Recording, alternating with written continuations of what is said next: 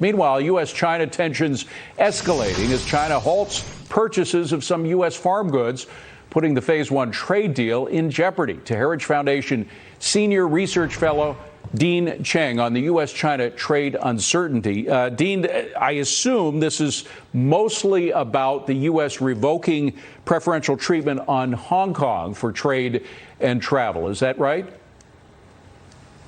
That seems to be the case. Chinese sources, who interestingly are asking not to be named, have seemingly indicated that this is in response to President Trump and his Hong Kong restrictions. Now, should American businesses, particularly the farmers who've been hit very hard by trade tariffs and a number of things, should they be actively thinking about the possibility of not having China as a customer anymore? It's going to be very hard to divert, particularly I'm thinking of the pig farmers and such. It's going to be hard to divert all that to another country. It would be difficult, but this is the interesting problem. The Chinese, on pork, for example, have hit sky-high pork imports. So if they cut back on the U.S. Because they have a pork shortage at home, they're going to wind up importing from somebody else, let's say Germany or Brazil or Australia. Those countries can't necessarily meet that demand. So what you'd wind up with is a global shuffle of pork suppliers, as most likely American suppliers would probably step into markets that the Germans or the Australians had stepped out of in order to meet Chinese demand. And of course, the Chinese government doesn't give a damn about their own people, so they don't care if there are shortages, pork shortages at home, do they?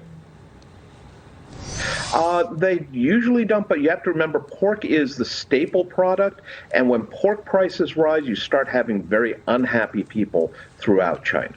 By the way, has the Chinese government, it's almost a rhetorical question, but has the Chinese government ever come close to apologizing to the world for unleashing this virus on us? Well, according to the Chinese, we all owe China a vote of thanks for their prompt and effective reaction to COVID. So I think it's safe to say no, they have offered no apologies.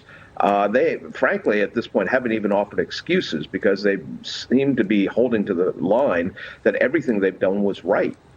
Are they paying any price from the rest of the world? I know we are trying to figure out a way to exact a price from them for what they have done and what anybody with two eyes can see what they have done, whether they're from the United States or Europe or even China. But is the rest of the world trying to exact a price, or are they too interested in trading with China? Well, I think that, financially speaking, I'm not sure anyone has shown up with a bill for their costs.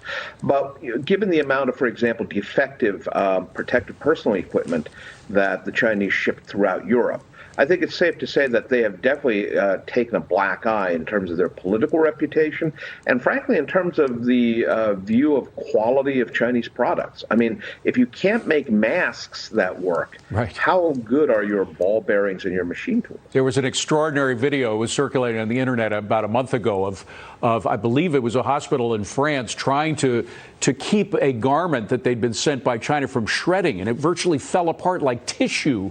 I think their reputation has finally caught up with them, even in the rest of the world.